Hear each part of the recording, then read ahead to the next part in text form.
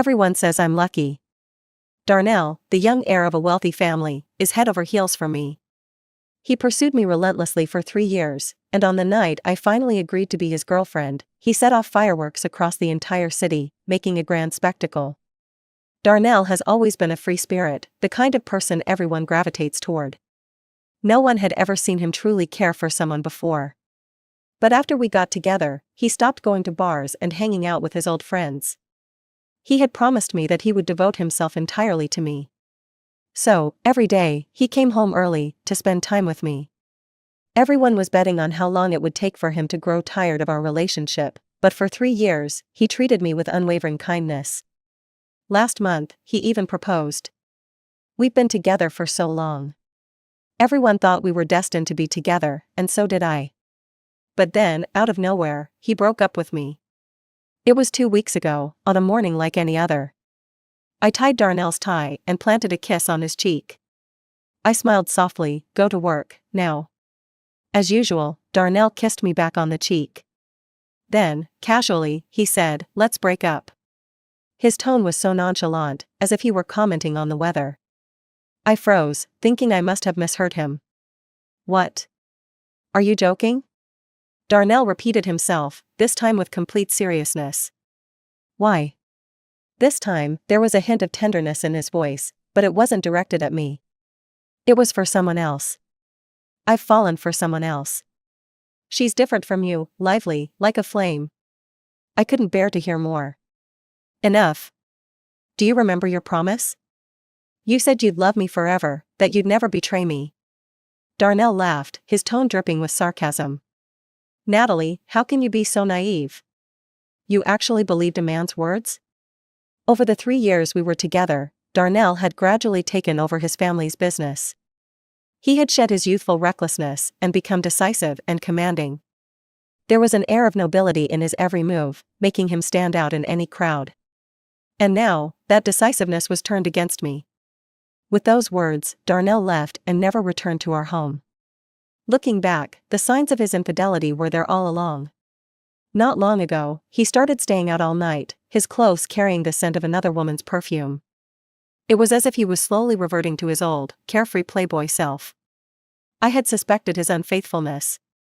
But for 3 years, he had played the role of the reformed man so convincingly. He had even proposed to me just a month ago. I told myself that his change in behavior was due to his growing career and increased social obligations. But in the end, it was all self-deception. 2 days later, Darnell's lawyer came to me with a thick stack of documents. Mr. Darnell said that since you've been with him for 3 years, he won't let you leave empty-handed. If you sign here, the villa you're living in and a settlement of $30 million will be yours. I muttered in despair, typical of him. A few days later, paparazzi caught Darnell bidding millions for a pink diamond, which he gifted to the famous actress Sabina. When reporters asked Darnell about his relationship with Sabina, his eyes lit up with amusement. "We're just friends for now." "Oh," the reporter said suggestively, "rumors say you're very devoted to your girlfriend. Aren't you worried your fiancé might be upset?" Darnell paused for a moment before replying, "We've already broken up." That's just how Darnell is. When he loves someone, he's all in, making grand gestures. The comments under the news were filled with blessings. Finally, he's broken up with that ice-cold fiancé of his. He and Sabina are a much better match. No kidding, Natalie's family has fallen from grace. She's no match for Darnell. When I saw the reports, I completely lost hope in Darnell and signed the separation agreement. After that, I called my violin teacher, Enoch. "Mr. Enoch, is your friend's orchestra still looking for members? We've been waiting for you. Weren't you reluctant to leave Darnell before?" He had recognized my talent and had repeatedly invited me to join his friend's orchestra, but I had always declined, unwilling to leave Darnell. We'd broken up. He wasn't surprised. "Good. That man was no good for you, and he was holding back your career. I know plenty of talented young men here, younger and more handsome than him. I'll introduce you when you come." His cheerful tone lifted my spirits, and I agreed. Leaving Darnell made me realize how vast my world could be. After planning my future, I finally had a good night's sleep for the first time since Darnell broke up with me. The next morning, my phone buzzed with a news notification. Last night, Darnell had celebrated Sabina's birthday with fireworks across the city, just as grand as before. Later, Darnell and Sabina were seen entering a hotel together and never came out. In the photos, Darnell looked carefree and radiant, his gaze filled with tenderness as he looked at Sabina. He had always refused to carry my bag, but in the picture, he was casually holding a woman's handbag. Even though I had resolved to move on, tears still filled my eyes. The fireworks were dazzling, but like Darnell's love for me, they were fleeting. I pulled myself together and headed to the airport. Life is unpredictable. Just when I thought I was starting a new chapter, I was kidnapped on the way to the airport. When I woke up, my hands and feet were tightly bound, my mouth gagged, and I was at the edge of a cliff. The sea wind was harsh, biting into my skin. One of the kidnappers, seeing I was awake, called Darnell. "Darnell, right? Your fiancée is with us. If you want her alive, bring us 50 million in cash." On the other end, Darnell was unmoved. "Natalie, is this some kind of act to force me back?" He hung up without a second thought.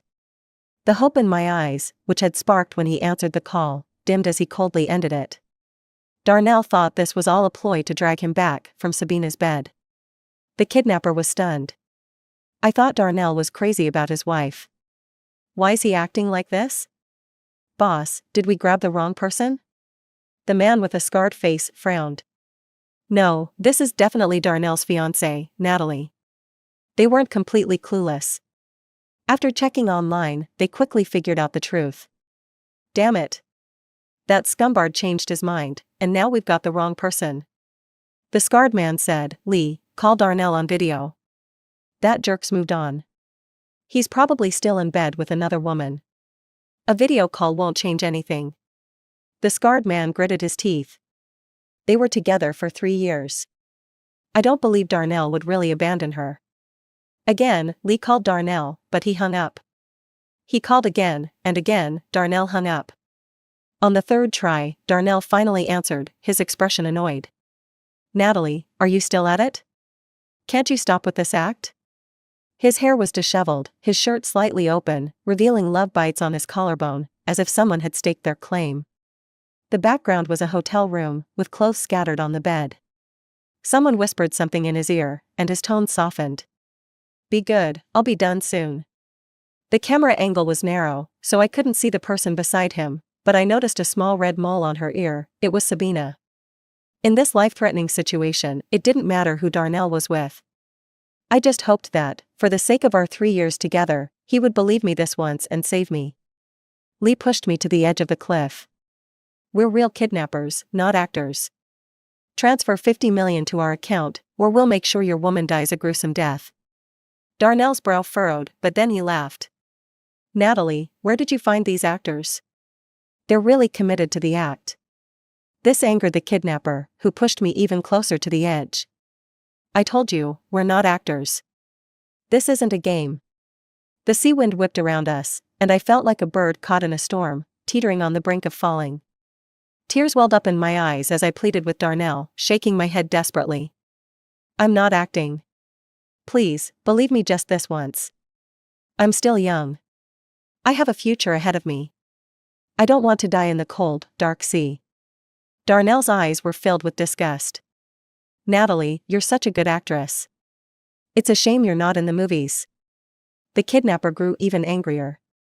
"Do you believe me now? Should I really throw her into the sea?" Darnell sneered. "Go ahead. Don't just talk about it." The scarred man realized that Darnell truly no longer cared for me. They weren't going to get any ransom from him. He signaled Lee to hang up and let me go. They were after money, not a life. But Lee was too enraged by Darnell's words. "You asked for it. Don't regret it." In the next moment, Lee pushed me off the cliff.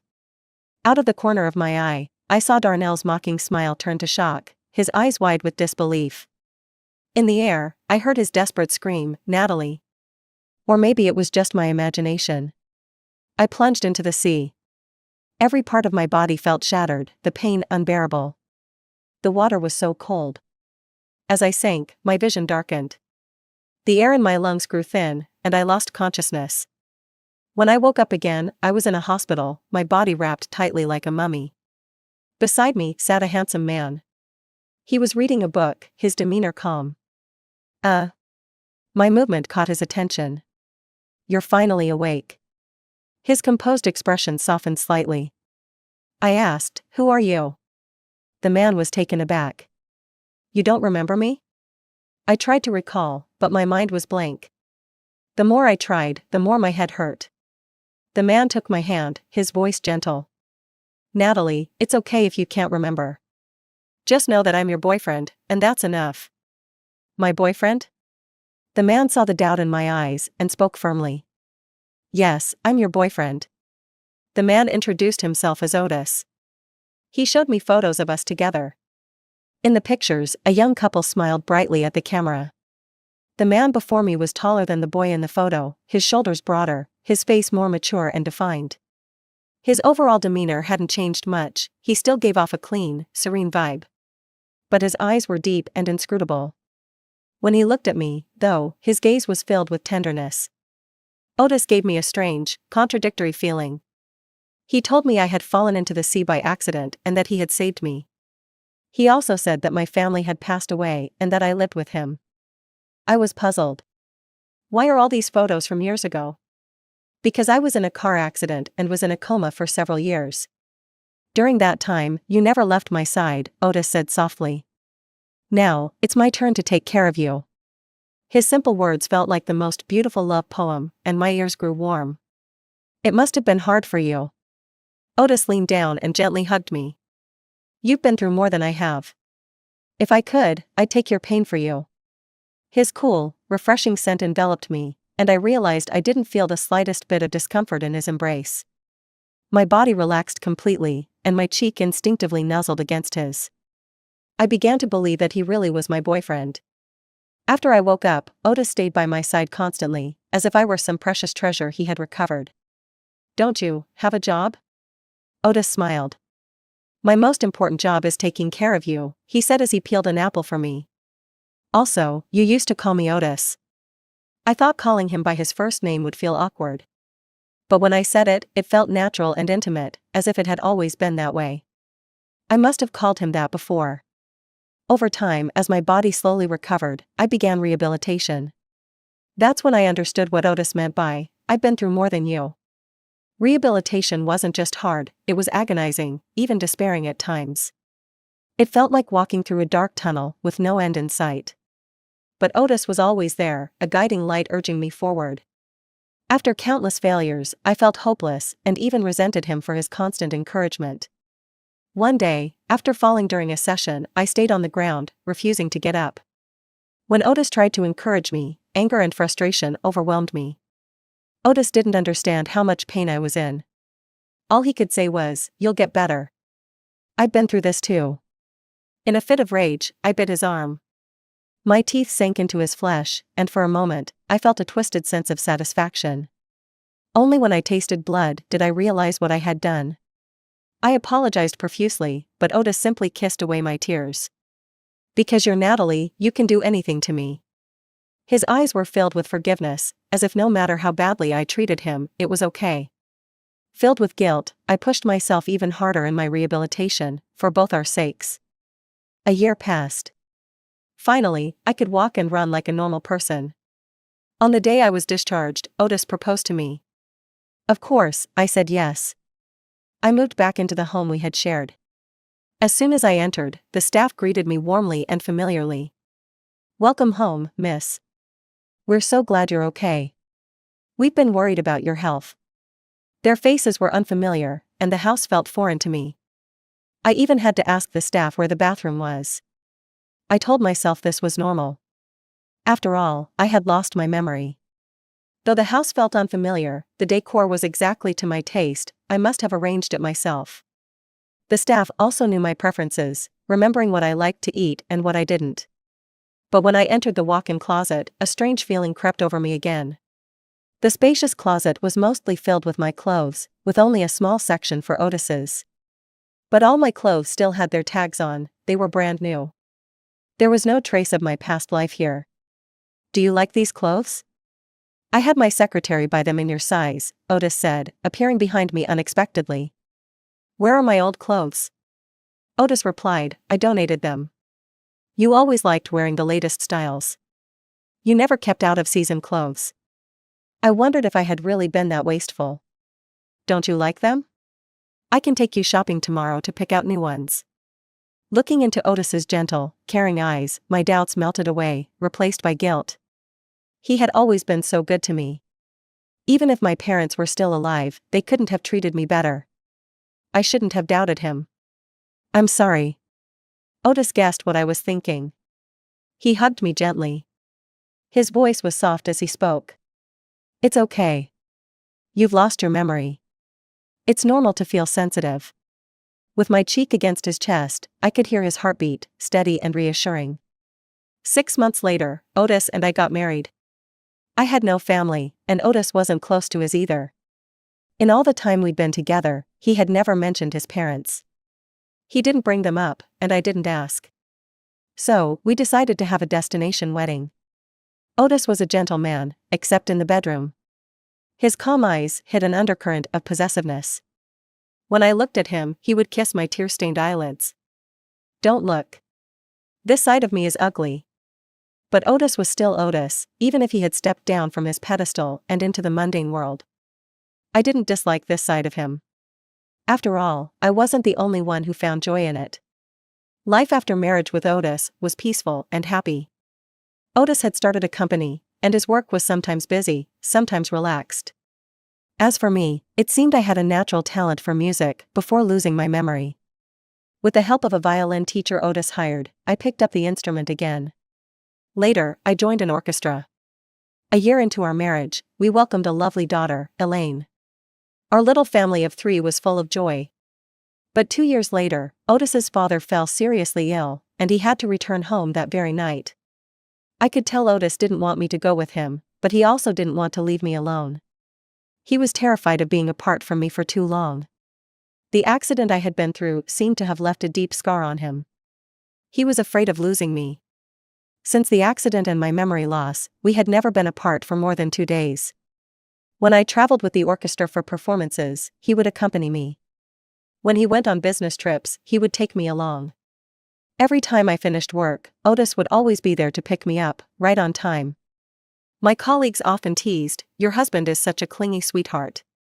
In the end, Otis decided to take Elaine and me with him when he returned home. As the plane landed, the momentary weightlessness left me feeling uneasy, as if something was about to spiral out of control. At the airport, Elaine wanted ice cream, so I took her to get some while Otis went to collect our luggage. When I returned with Elaine, I saw Otis talking to a young man. I recognized him. It was Otis's younger brother, Darnell. Just before we left, Otis had shown me his family photo album and introduced me to his relatives. He had specifically asked me if Darnell looked familiar. I shook my head. Is he important to me? Otis closed the album and said casually, "He's nobody important. Just stay away from him. He's not a good person." Now, Darnell was smiling and saying, "Brother, you've finally come back." Otis's tone, however, was cold. "Why are you the one picking us up?" I thought to myself, Otis really doesn't get along with his family. Given Otis's gentle nature, it must be his family who had wronged him. This made me feel a bit hostile toward Darnell, even though I had only just met him. I walked over to Otis. Darnell, who had been chatting with Otis, suddenly froze when he saw me. His expression shifted from disbelief to something more emotional, his eyes reddening. "Natalie, I knew you were still alive." But when he noticed me holding Otis's hand and leading a little girl, his face darkened. "Who are they to you?" I was confused by the stranger's tone. "Do we know each other?" It felt strange, as if he were accusing Otis of being my secret lover. "You don't remember me?" Otis answered for me. "A few years ago, Natalie had an accident and lost her memory." "Shut up. I wasn't talking to you." I frowned. Otis was his older brother. How could Darnell speak to him like that? No wonder Otis rarely came back. "Darnell isn't usually like this," Otis said apologetically. "He must be having a bad day." Even now, Otis was defending his brother. But the way Darnell glared at him, full of resentment, showed that his brother didn't appreciate it at all. I felt sorry for Otis. Just then, Elaine spoke up. Daddy, hug, hug. Her voice seemed to strike Darnell like a thunderbolt. The worst possible scenario had just been confirmed. Furious, Darnell's face twisted into something terrifying. He grabbed Otis by the collar and punched him. Otis stumbled back, caught off guard. A bright red mark appeared on his handsome face. Darnell moved to strike again, but I stepped in front of Otis. "What's wrong with you? Are you insane? You're yelling at me for him?" Darnell looked both shocked and hurt. I was even more convinced he was crazy. Otis was my husband. Why wouldn't I defend him? Then, Darnell looked at Otis behind me and seemed to realize something. He accused, "Otis, you could have blocked that. Why didn't you? You let me hit you on purpose, so Natalie would feel sorry for you and hate me, didn't you?" He gritted his teeth. "You're such a hypocrite." Darnell was the one causing trouble, yet he was turning it around on Otis. I finally understood what it meant to twist the truth. I turned away from Darnell and took out a handkerchief, gently wiping the blood from Otis's lips. "Let's get you to a doctor later. It's just a small injury." "It's fine." "It's not fine. You're wincing in pain." Otis smiled helplessly. "I've worried you." Beside us, Darnell's teeth were clenched so hard I could hear them grinding. Otis glanced at him and took my hand. "Natalie, go sit down for a bit. I need to talk to Darnell." "After what he did to you, what is there to talk about?" Otis lowered his eyes and sighed. "He's still my brother. If you really thought of me as your brother, you wouldn't have." Otis lifted his gaze and gave Darnell a calm look. Darnell seemed to choke on his words, as if an invisible hand had gripped his throat. Later, I don't know what Otis said to Darnell, but he left looking utterly defeated, on the verge of tears. In the car, I asked Otis, "What was my relationship with your brother? He seemed really upset to see me with you. He had a crush on you. He didn't expect me to marry you and have a child without telling him." I thought about his violent outburst earlier and frowned. "Even if I weren't with you, there's no way I'd ever be with someone like him." "Exactly. A scoundrel like him doesn't deserve you." Otis's tone was unusually sharp, a rare display of aggression from someone so gentle. After Otis settled Elaine and me in, he went alone to see his ailing father. I felt uneasy. "I'm your wife. Shouldn't I go with you to see your father?" Otis replied calmly, "The doctor said he needs rest after surgery. I'll take you to see him once he's better." That made sense, so I agreed. Before leaving, Otis kissed my forehead. "Wait for me." As I prepared for bed, I couldn't help but think about Darnell's emotional outburst at the airport. Something told me our relationship wasn't as simple as him having a crush on me. I took out my tablet and searched for information about Darnell online. He was a well-known playboy in the city, often linked to a celebrity named Sabina. According to the news, he had once been engaged but broke it off for Sabina. Later, for some reason, he and Sabina also broke up. Sabina came from a good family and pursued acting as a hobby. She had been chasing Darnell for years, creating a toxic relationship. As for Darnell's former fiancée, there was no personal information about her online, as if it had been deliberately erased. I put down my phone, feeling even more disgusted by Darnell. So, he's just a scoundrel. At the airport, he acted all heartbroken when he found out I was married. How ridiculous. Just then, my phone rang. It was Otis. "What are you doing?" His usually gentle voice sounded slightly distorted over the phone. I glanced at the tablet, which still displayed Darnell's scandalous news. "I'm reading." For some reason, I instinctively hid the fact that I had been searching for news about Darnell. A gut feeling told me it was better not to mention it to Otis. Otis gently reminded me, "Don't read for too long. It's bad for your eyes." "Did you get the cut on your lip treated at the hospital?" "Yes, I did." "Don't lie to me." "I'll check when you get back." Otis chuckled. "All right. I'll be staying at the hospital tonight. Go to sleep without me." In the middle of the night, I was awakened by noise downstairs. I threw on a robe and went down to find someone knocking at the door. The staff stood by, watching but not opening it. "Who's there?" "It's Darnell." As soon as the words were spoken, Darnell's voice came from outside. "Open the door." I need to talk to Natalie. It's important. Darnell's voice was slurred, as if he'd been drinking. He kept pounding on the door, shouting loudly. Through the doorbell camera, I saw the neighbors across the street come out to see what was happening. Let him in, I said. The staff hesitated. Sir instructed us not to let anyone in to disturb you except him. I frowned. If Darnell keeps making a scene, the whole neighborhood will wake up. The staff remained firm. We've called security, but there's a leak in the complex due to the heavy rain. They're fixing it and will be here soon. When I tried to argue, they added, Madam, Sir is only concerned for your safety. He's drunk and not in his right mind. Who knows what he might do? I understood their reasoning, but it still made me uncomfortable.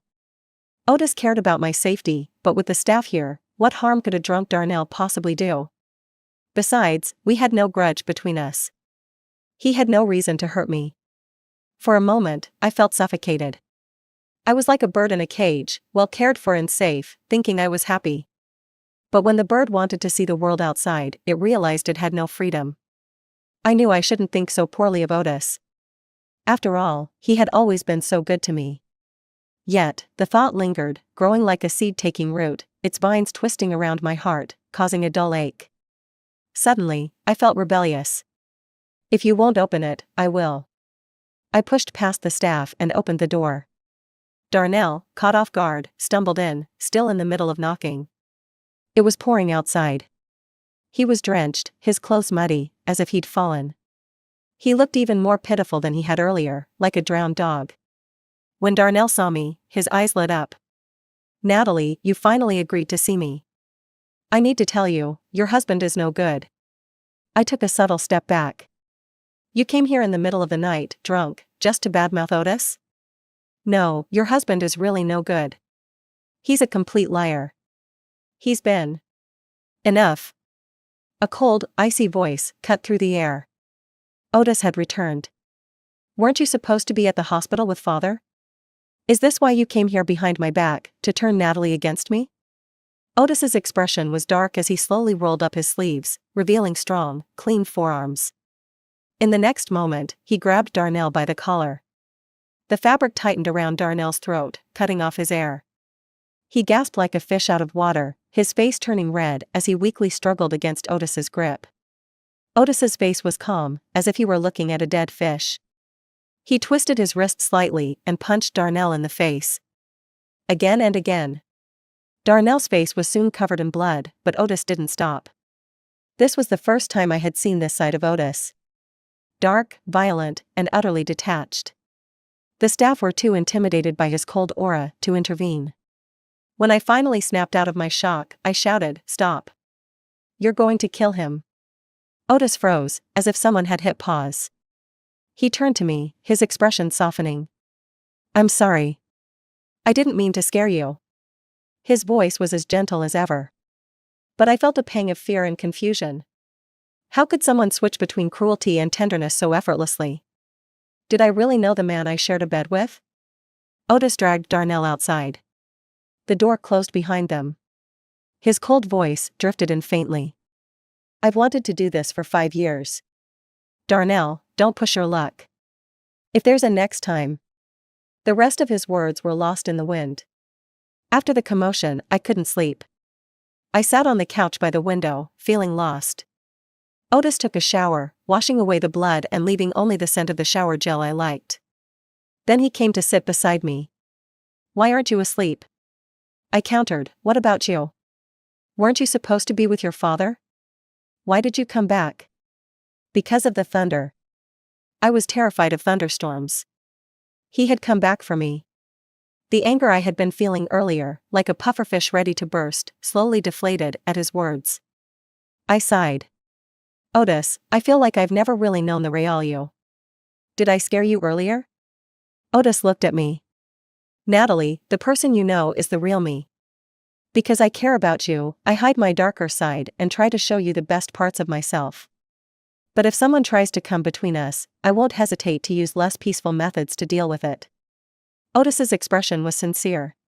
His beautiful eyes reflected only me. Everyone wants to show their best side to the person they love. Maybe he wasn't so wrong after all. Darnell added, "You don't have to be afraid. No matter who I am, I'll always love you and never hurt you.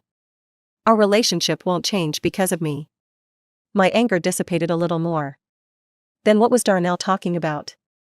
He said you were hiding something from me. I don't know. I widened my eyes. You don't know, and you still hit him? He was going to badmouth me and ruin our relationship. Otis's cool fingers brushed my cheek, sending a shiver down my spine. You saw it today, I'm not a good person. I'm only good when I'm with you. You, MMM. Before I could say more, Otis's lips silenced me. It's such a beautiful night. Let's not waste it on that nuisance. Okay, Natalie? His voice was husky, and the way he said my name was filled with an indescribable tenderness, as if I were caught in a sweet, sticky web. Lost in his gentle assault, my mind turned to mush, unable to think. I only vaguely remember Otis picking me up, kissing me as he drew the half-open curtains. Through the heavy rain, I thought I saw someone standing outside. But maybe I was mistaken. What fool would be out in the rain in the middle of the night? When Otis's father was moved out of the intensive care unit, Otis took Elaine and me to meet his parents. At first, the elderly couple seemed a bit uneasy around me, but as they grew more familiar, their attitude toward Elaine and me softened. His mother, in particular, even took off the bracelet she was wearing and placed it on my wrist. It was said to be a family heirloom, passed down to the next generation's daughter-in-law. Otis has always been cold and independent since he was a child. We never had to worry about him, but we were afraid he might end up alone. With you by his side, we feel at ease. Before we left, I saw Darnell. His face was covered in bruises, his handsome features now a mess. He walked with a slight limp. That night, Otis had really done a number on him. At that moment, Elaine was fussing for water, so Otis took her to get some. I had gone to the restroom, so neither of them was with me. I called out to Darnell. His eyes lit up. That night, you said Otis was hiding something important from me. What was it? After all, Otis had been my partner for years. Even though he told me he had no secrets and that Darnell was just trying to smear him, I could still sense that Otis was hiding something from me. Darnell's expression dimmed. You called me over just to ask that? I nodded.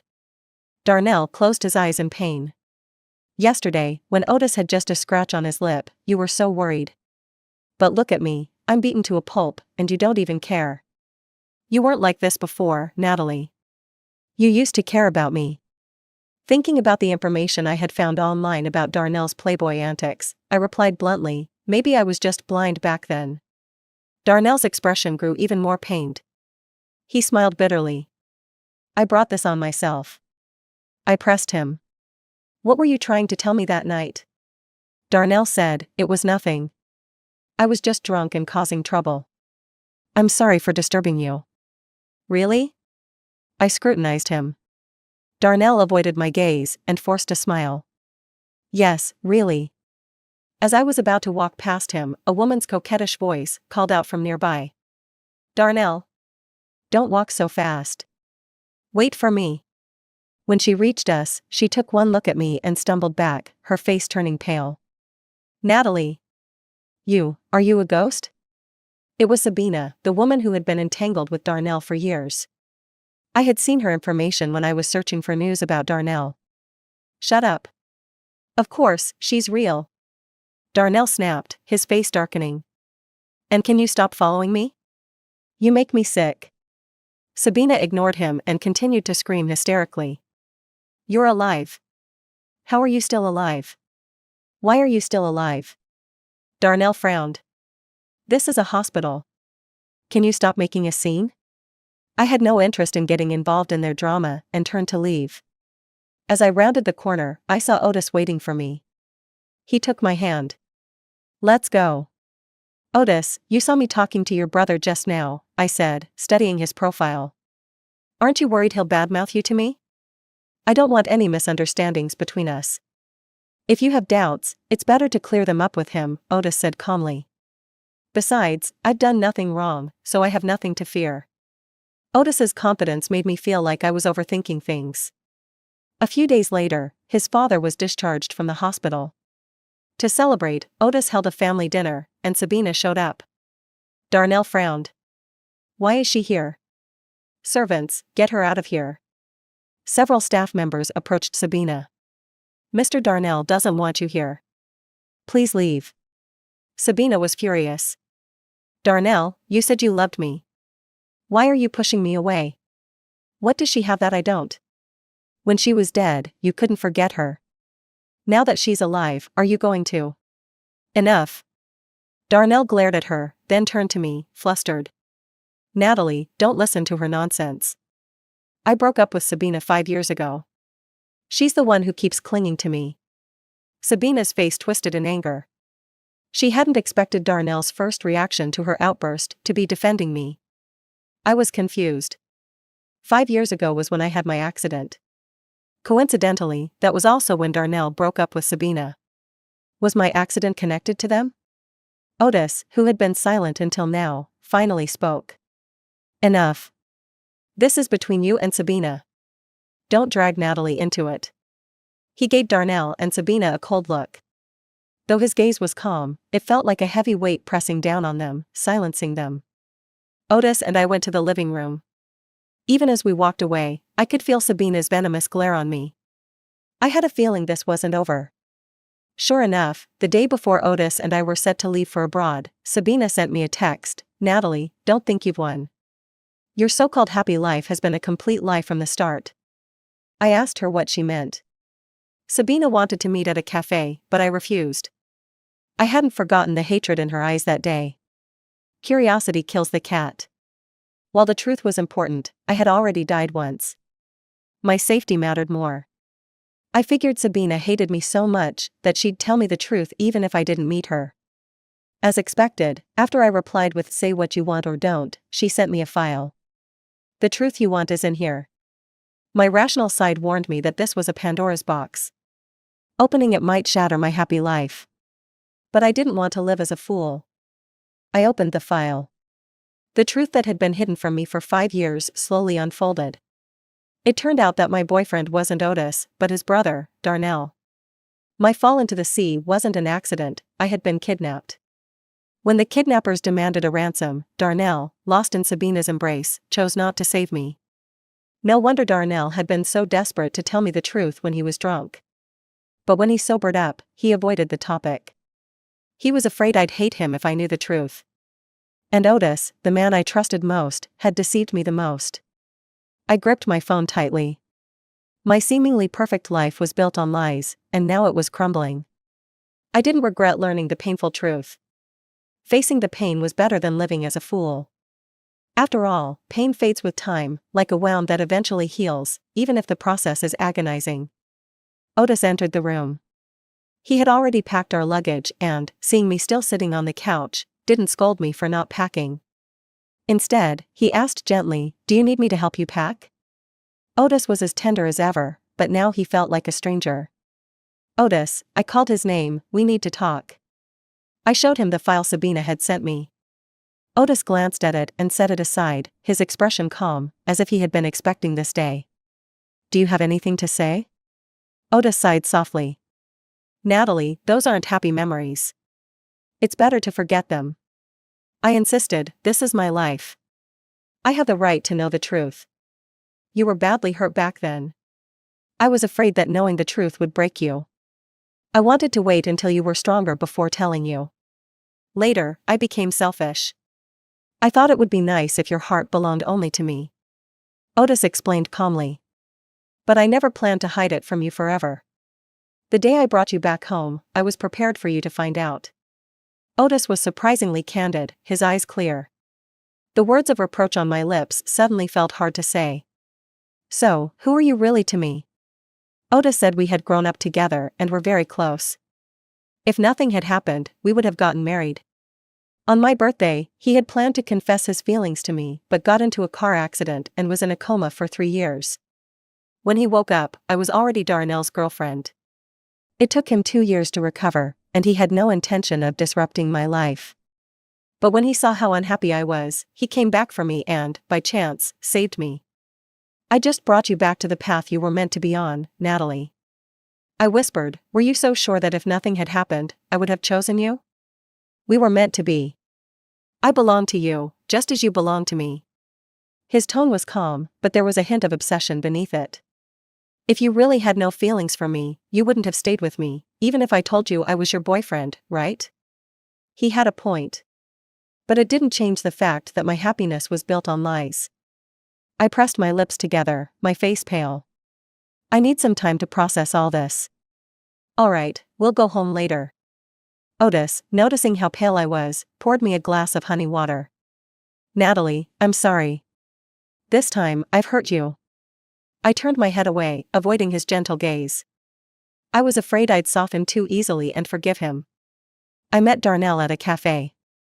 Otis had deceived me for 5 years without a single slip. I couldn't fully trust his confession. As soon as we met, I got straight to the point. Sabina told me about our past. So you know. Darnell smiled bitterly. You must hate me now. No, I've forgotten those things. I can't feel love or hate for them. My tone was flat. I just think you're disgusting. Darnell's face turned ashen. He said bitterly, I was deluding myself. I'm not even worthy of your hate. I felt nothing. What a scumbag. Where was all this regret when it mattered? Now he was putting on this pathetic act of devotion. Who was he trying to fool? I took a sip of coffee. Can you tell me about my past with Otis? Perhaps out of guilt, Darnell nodded. All right, I'll tell you everything. From Darnell, I confirmed that Otis hadn't lied to me this time. But I also learned something unexpected. After getting the information I needed from Darnell, I was about to leave when he stopped me. What else? Darnell looked at me hesitantly. He took a large gulp of coffee, as if steeling himself, and said, actually, you didn't just lose your memory once. I widened my eyes. What do you mean? Darnell explained, back then, when Otis had his accident and was in a coma, you were so distraught that you had a car accident on your way to see him. You were fine, but a blood clot in your brain caused you to lose all memories of Otis. I think your second memory loss was a result of that earlier injury. That's when I took advantage of the situation and pursued you. It took years, but I finally succeeded. But even though you had lost your memory, a part of you still remembered Otis. You'd cook the dishes he loved, and sometimes you'd accidentally call me Otis. It drove me crazy with jealousy, but there was nothing I could do. Then I met Sabina. She reminded me of you before the accident, bright, passionate. Most importantly, Sabina liked me, so I let her get close. I thought I didn't love you but just the type of girl you were. Later, I realized how wrong I was. You're irreplaceable. These years have been torture for me. I regret not saving you from the kidnappers. I've missed you so much. I've been relying on sleeping pills to get through the nights. Natalie, I'm sorry.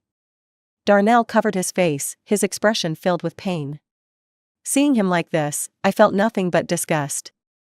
I raised my hand and slapped him twice. Darnell, you can lie to me, but don't lie to yourself. You're the one who deceived me, pursued me, and then hurt me without a second thought. Now you're putting on this act of devotion. Who do you think you're fooling? It's pathetic. Natalie, I really regret it. Once I realized my feelings, I broke up with Sabina. She's the one who kept clinging to me. I cut him off with a cold laugh. If you really loved me, you would have killed yourself after hearing I was dead. But look at you, you've been living just fine, eating well, sleeping well. I lost my life, but you lost your love. Did you think your apology would make me forgive you? Keep dreaming. I turned and left. Darnell, shaken by my words, staggered. He wanted to explain but couldn't find the words. I also realized that Otis was different to me. Both had deceived me, but I had no hesitation in slapping Darnell, while I calmly sought an explanation from Otis. Perhaps, as Otis had said, I loved him, whether before or after losing my memory. As I left the cafe and headed to the parking lot, a car suddenly sped toward me. The driver was Sabina. Her face was twisted with rage as she screamed, "Die!" It all happened too fast. I couldn't get out of the way in time. Just as the car was about to hit me, Darnell rushed over and pushed me out of the way. My world spun. When I came to, Darnell was lying on the ground, covered in blood. Sabina, her car crumpled against a pole, was trapped inside, screaming hysterically. Darnell, why did you save her? Do you love her that much? Darnell, blood pouring from his mouth, smiled at me. This time, I finally saved you. Chaos ensued. Police cars and ambulances arrived, their sirens blending into a cacophony of noise. Sabina was taken away by the police, still cursing me to die. Darnell was rushed into the emergency room. I called Otis. It was too complicated to explain over the phone, so I just told him Darnell was in the hospital and he needed to come immediately. Otis arrived quickly. He looked panicked and grabbed my shoulders. Are you okay? I shook my head. Your brother's the one who's hurt. He saved me. As long as you're okay. I was so worried about you on the way here. Otis hugged me tightly, as if trying to merge me into his very being. His cheek against my skin was cold, and his body trembled slightly. This was the first time I had seen him so shaken. When he had accompanied me during my rehabilitation, I had bitten his arm in frustration, leaving it bloody. Yet, he had remained calm, asking, "Do you feel better now?" After a while, Otis regained his composure and asked for details about what had happened between me, Darnell, and Sabina. I didn't hold back, telling him everything, including my conversation with Darnell. Otis's eyes turned cold. So, that's how he managed to be with you, through such despicable means. You did the same. It's different, Otis said softly, his hand gently caressing my face. You love me. Even if you lost your memory, loving me is instinctual for you, isn't it? No matter the deception, we were destined to be together. Let's make up. He paused. What? I said, Otis, I forgive you. In that moment when Sabina's car was about to hit me, all I could think about was what would happen to Otis and Elaine if I died. I realized I still loved Otis, whether before my first memory loss or after the second accident. So why torment myself and him, wasting precious time? There was only one thing I couldn't understand: you didn't have to lie to me. During my darkest and most desperate times, you were the one who stayed by my side for a year. Back then, you were the only light in my life. If you had confessed your feelings then, I would have definitely said yes. Otis replied, we had missed too many years together. I didn't want to wait, and I didn't dare to gamble. I'm sorry for deceiving you, but I don't regret it. Because he cared too much, he couldn't risk the slim chance of rejection. Finally, in a voice so soft it was almost inaudible, he added, Natalie, I'm not as good as you think I am. Otis had once told Natalie that when he woke up from his coma and learned she was with Darnell, he decided not to interfere in their lives, as they seemed happy. But in truth, Otis had never intended to let her go. From the moment he woke up, he had been plotting to take Natalie back from Darnell. Even if Natalie had seemed happy with Darnell at the time, the concepts of selflessness, blessing, and letting go didn't exist in his dictionary. Marriages could end in divorce, and Natalie and Darnell were only dating. Back then, Otis didn't know Natalie had lost her memory. He didn't resent her for being with Darnell during his coma, or for not visiting him for 3 years. He believed Natalie was too good a person, it must have been Darnell who kept her away. He was convinced of this. During his recovery, Otis kept a close eye on the woman he considered his. Though he was abroad, he had people secretly take photos of Natalie's daily life and send them to him. When Natalie was kidnapped, it was his people who discovered it in time and saved her. Later, as if fate were on his side, Natalie lost her memory. He finally became her boyfriend, and eventually, her husband. In his eyes, his brother was a fool. If it were him, he would never betray Natalie just because she had feelings for someone else. As long as he was the one by her side, that was enough. People needed to know when to be content. Excessive greed would only lead to ruin. If Natalie ever developed feelings for someone else, it would be that man's fault. All he had to do was quietly remove him. After the surgery, Darnell barely survived but lost both his legs and would spend the rest of his life in a wheelchair.